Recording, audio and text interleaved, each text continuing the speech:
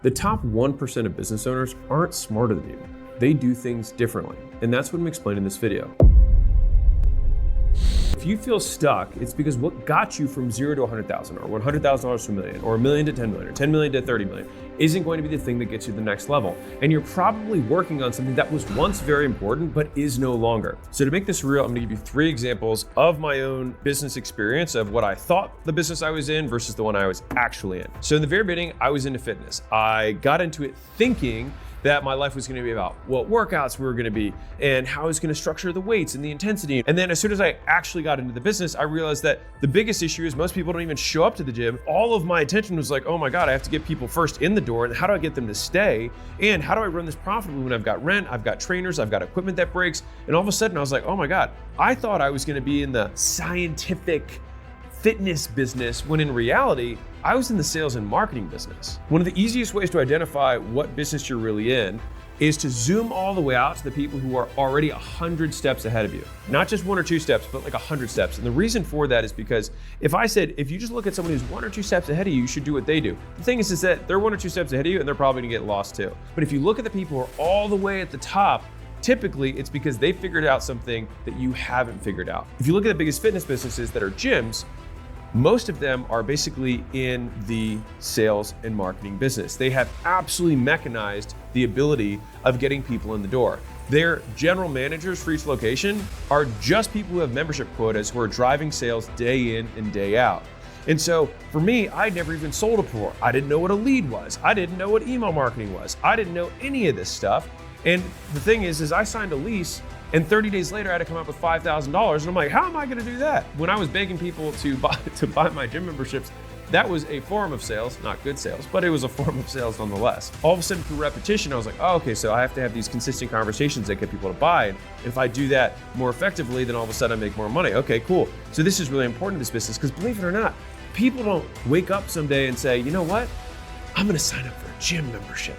Doesn't usually happen that way. Usually they gotta get interrupted. So they have to get interrupted with some sort of ad, and that then reminds them that they're not in the shape that they wanna be, or they put on their clothes in the morning, they're like, oh my God, I can't close this thing. But still they don't just say, oh, I'm gonna call the gym up. Not usually how it happens. Instead, again, it's other people stopping them in the parking lot being like, hey, do you want a free workout or thing? Or showing up to their office of work and saying, hey, we made these protein muffins. Hey, while you're eating these muffins of ours, can I tell you about what semi-private training might do for you? You have to get in front of people in order to ultimately bring them into the gym. The other problem with gyms that I didn't know I was in is that basically no one sticks with gyms. Now, there's a very small select group of people who are hardcore lifters who do absolutely get obsessed with gyms. But here's the crazy part that everyone in the industry doesn't tell you.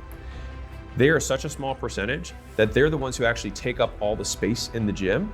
And if the amount of people that actually were subscribed to the gym, all of them came, no gym model would work at $10, $20, $30 a month.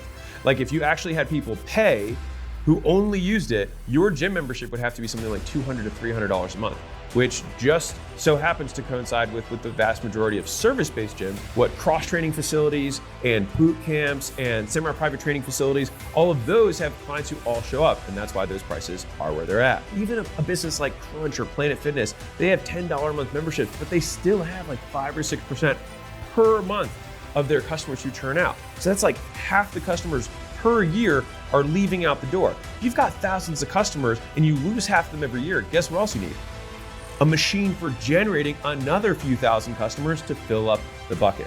These very large companies know how to train sales staff, recruit sales staff, market across different channels to get customers in the door. And once I figured that out, my gyms started growing. But until I did, I was like lost. You might be like, okay, so every business has to be a marketing and sales business. Kind of. And so then I got into the supplements business. So this business for sure is about what's inside of the bottle. So I got Dr. Cash, he's the smartest human being that I know, who's a PhD biochemist, got his PhD when he was 21 years old. He also did the stacks for Olympic teams, and he has a national log press record. So I was like, this guy is gonna come up with the most efficacious product, the best ingredients. And I just said, listen, you make the best thing you could possibly make, I'll figure out how to sell it. That was the business that I thought I was in. The actual business that I was in with supplements is actually in the brand and distribution business. The ugly secret of the supplement business, at least in the United States, is that if something actually works, it's most of the time illegal. Because if something works a little bit, then typically if you put a lot of it in, it works a lot of it. Now, I think supplements are good for, filling up holes, nutritional holes in people's diet so that they can get some of these other, minerals or whatever. But the thing is that if you're a customer, when you have two different proteins that have the exact same calories and macros, what gets you to buy? The brand. And so because every single supplement about brand at that time, and so that business kind of got to what I would consider like a direct sales model, but what I really missed was the cool factor. I didn't understand how to make my products cool. And if somebody's gonna buy a creatine for me versus a creatine that's $14 and mine's 60, why are they gonna buy it? I didn't have a good answer to that question. And not only that, I didn't have distribution that was convenient. In the beginning, for a business like this, you can sell online to consumers, they cover the shipping and stuff, but a lot of times people still like buying supplements in person because it's very easy, you don't have to pay the extra shipping. The business that I thought I was in was a combination of sales and making a great product. But the business I was really in was a brand and distribution business. And you might be like, okay, so that business was maybe different, but the third time he'll definitely get it right. You would hope that, but I didn't. The next business that I had that I wasn't good at was my first software company. At this point when I got into it, I was like, okay, listen, I can market and sell this thing. That's all that's gonna matter. Because I had, again, I hit everything with the marketing and sales hammer because that was what I was good at.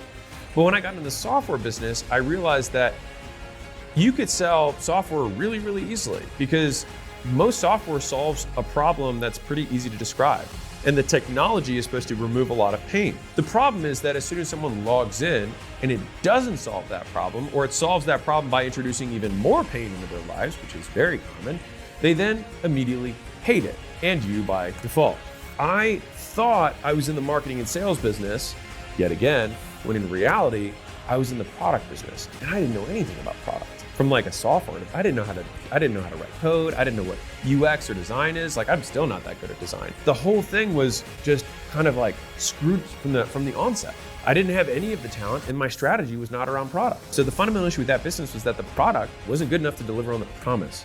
And the problem was I needed to make a better product, and I didn't know how. I, at the time, hired an outsourced development team, right? And so I just had them build the product. I was like, yeah, do all the code stuff and, ship it back to me.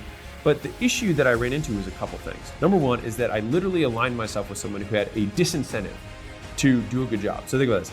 They bill hourly, and so their incentive is to charge as much as humanly possible and do as little as possible in that period of time and just keep me on long enough that I don't cancel.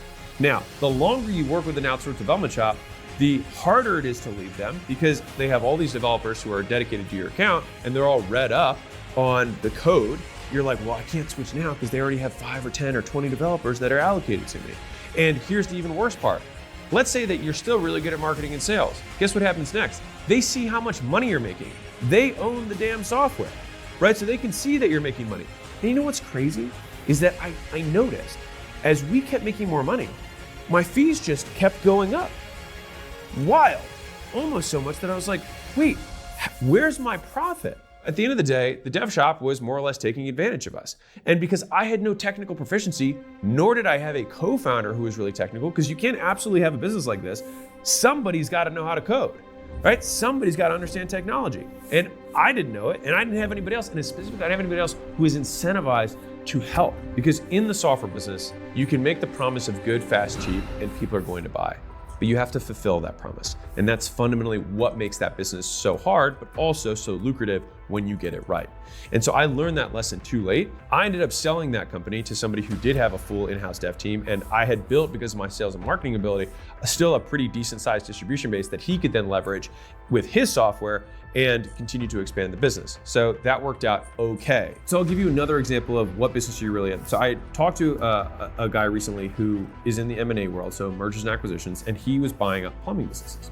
And so he bought up a plumbing business, and I was like, okay, well, what's limiting the business? And he said, I can't find good plumbers. So I was like, well, what's your system for getting plumbers? And honestly, he didn't have one. And so I was like, okay, dude, if we think about what the product of this business is, when you're in a service business, the product is the service, meaning the people who deliver the service are the thing you sell. And the margin of the business is the difference between what you have to pay them and what you get to charge for their work.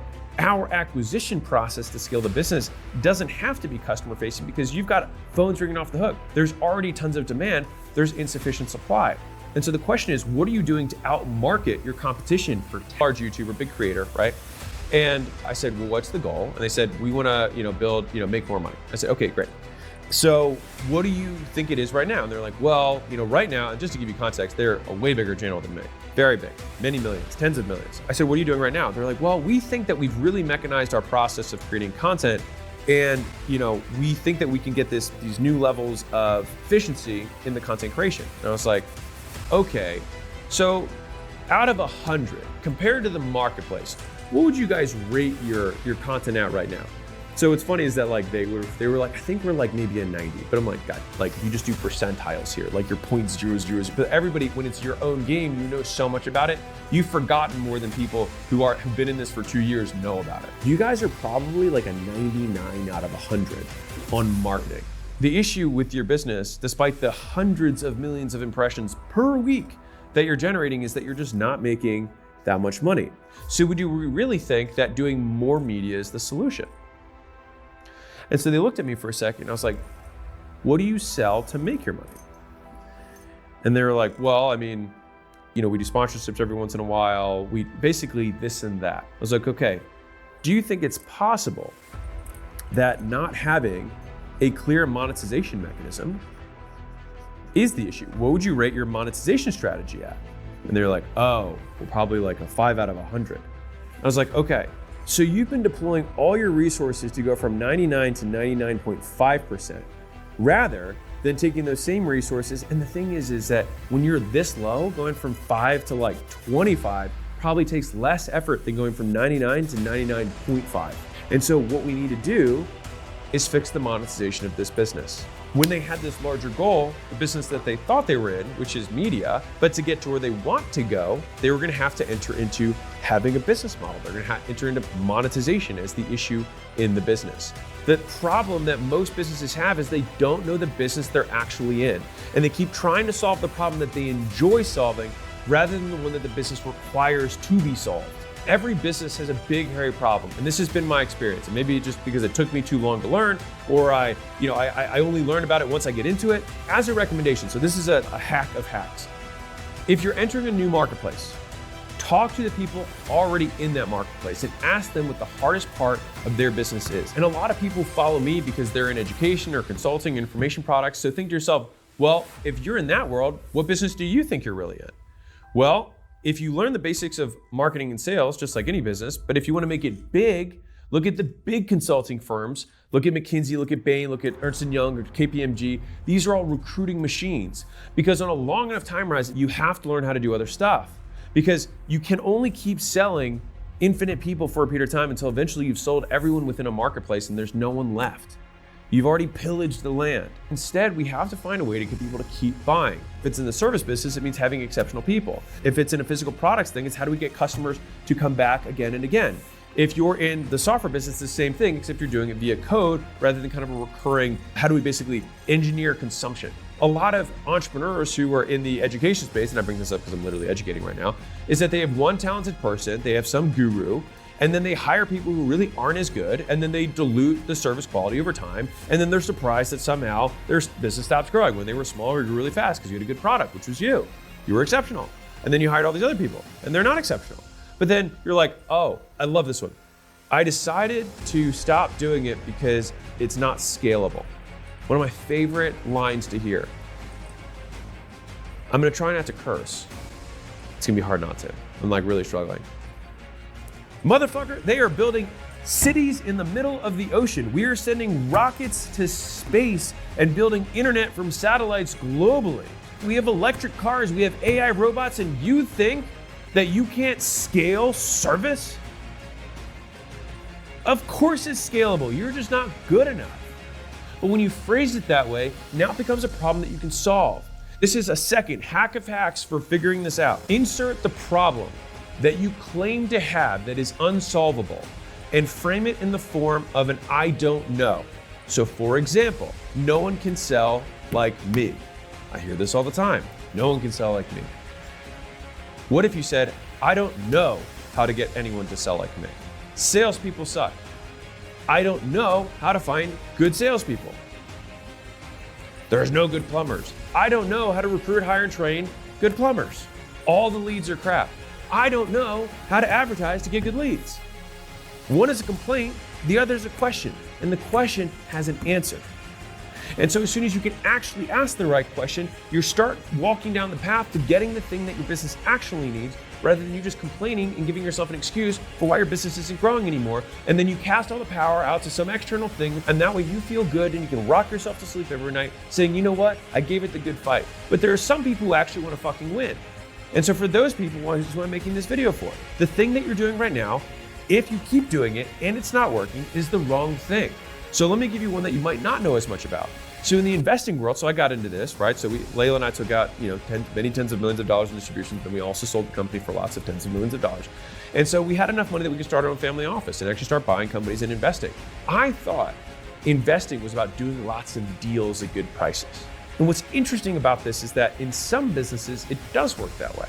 So like if you're selling cars, a lot of times the price of a Honda 2000 whatever is this. Basically your proprietary way of getting a commodity for less. You're not going to get it by gypping people on the sale. Sure, you want to close at retail or as close to it as possible, but you're not going to buy a Honda and then all of a sudden sell it for $100 grand. So you're going to make more of the money on where you buy, and then you make up the difference on the sale at market rate. Whereas in the investing world, and this is what I thought it functioned that way, but it assumed businesses were commodities. Think about this for a second.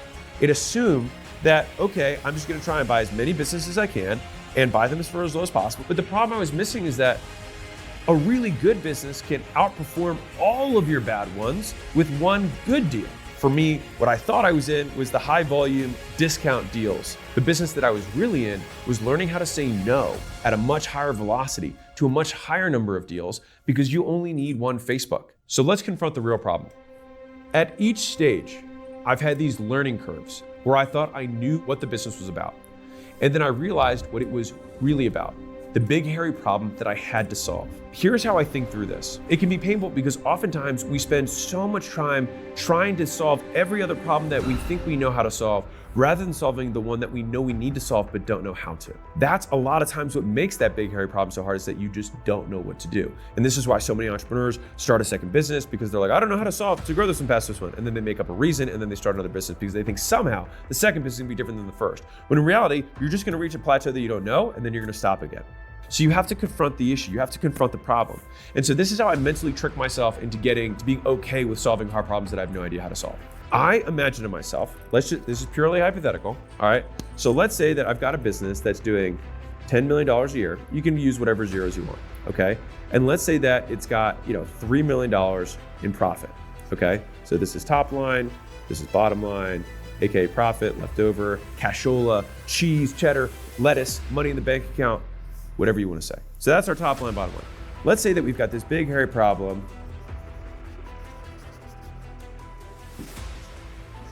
So we got this big, hairy problem.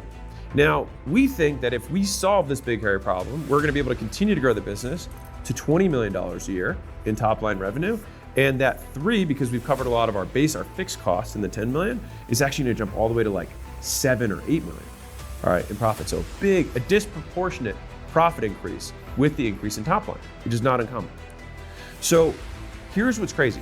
This business might be worth somewhere in the neighborhood of $15 million. I'm just gonna make an estimate, that's a 5X on this $3 million. Okay, now this $8 million business might be closer to worth like $72 million. That's with and all of our effort trying to fix a term problem that will literally never get fixed, because you're trying to gas humans to stop being human. If you think about entrepreneurship as a video game, which I often do, all right, so let's imagine we've got these levels here.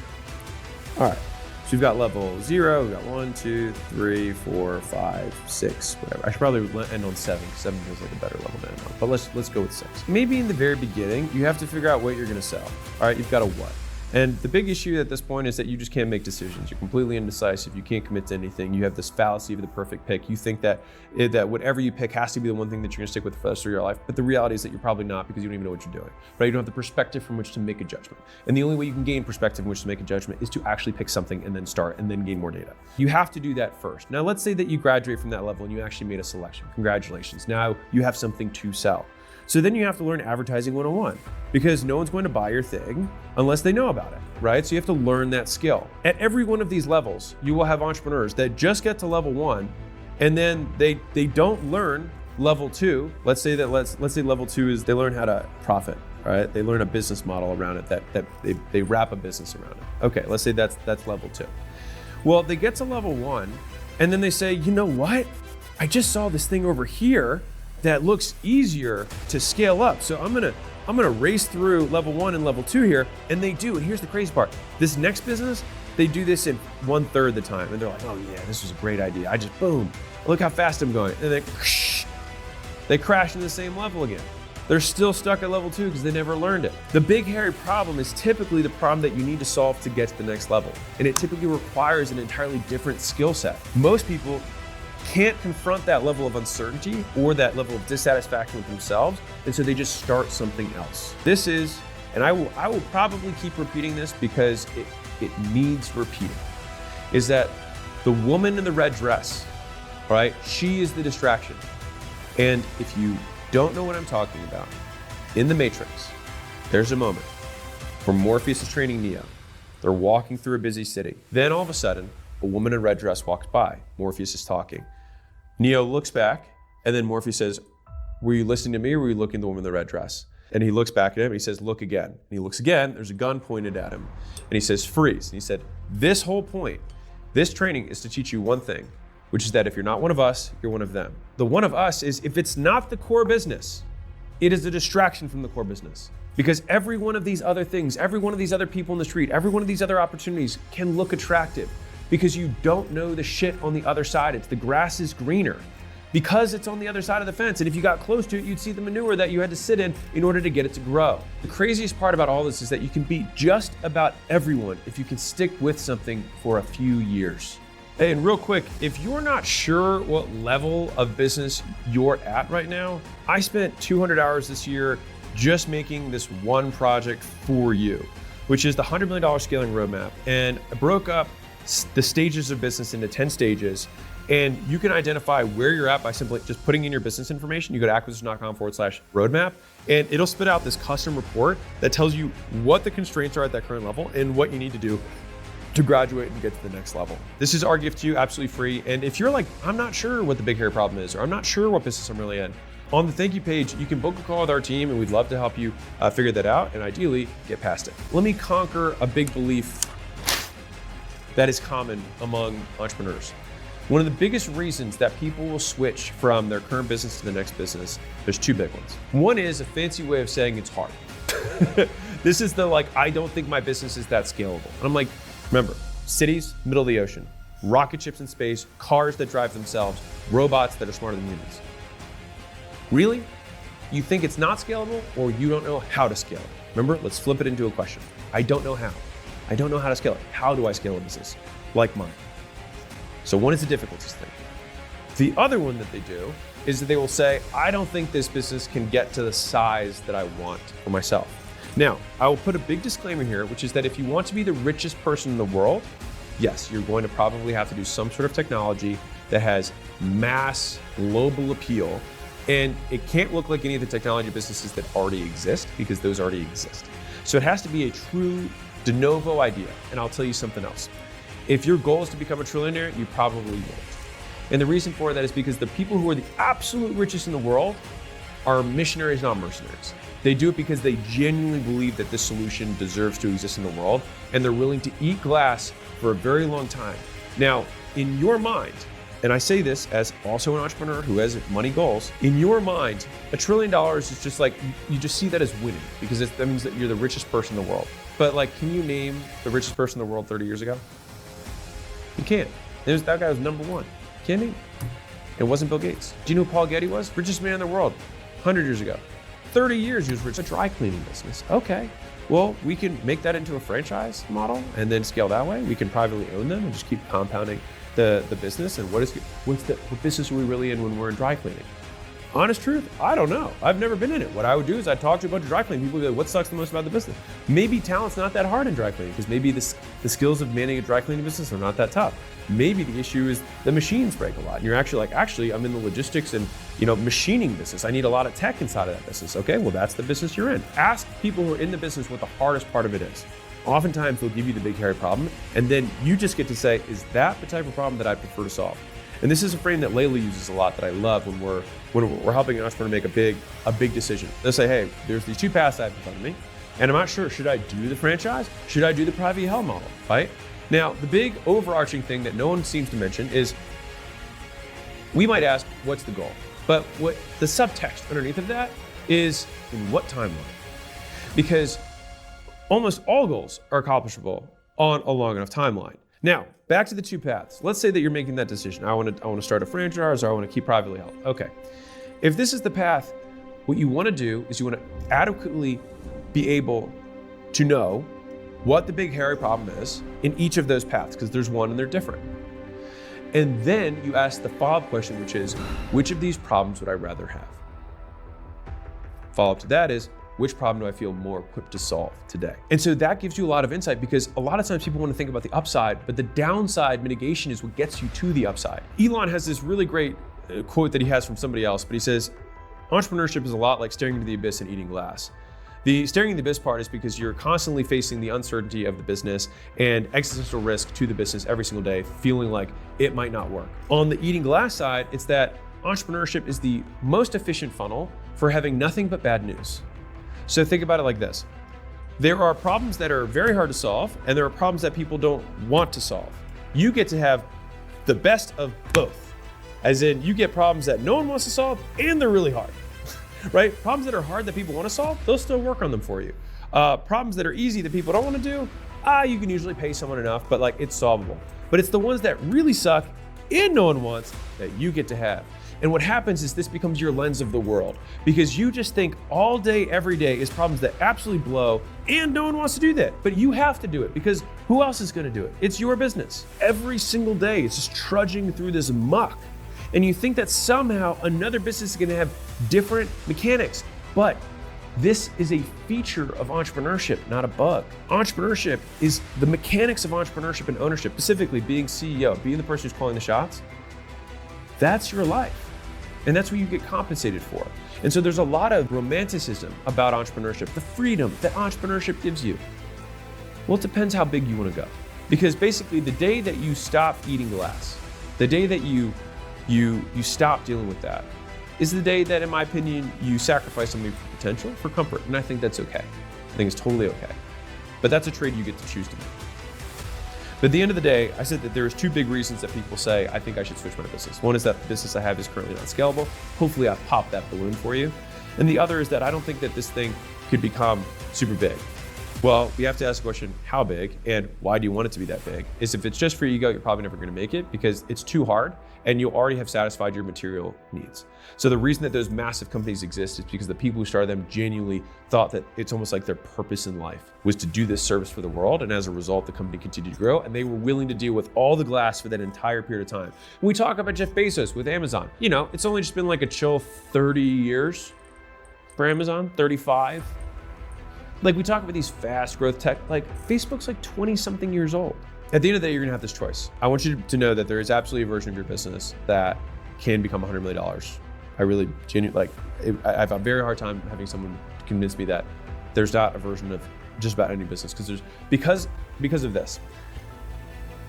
No matter how small the niche is, there's 8 billion people in the world. And so with online, we can now access them. This might not have been true 30 years ago, but today, it kind of is. Anything brick and mortar, you can scale nationally. Now, if you're like, well, I'm in a country that only has seven people. Okay, well then guess what? You become international. But are you saying it's impossible or difficult? I want to make sure we're clear here. I don't know how to go international. Do you think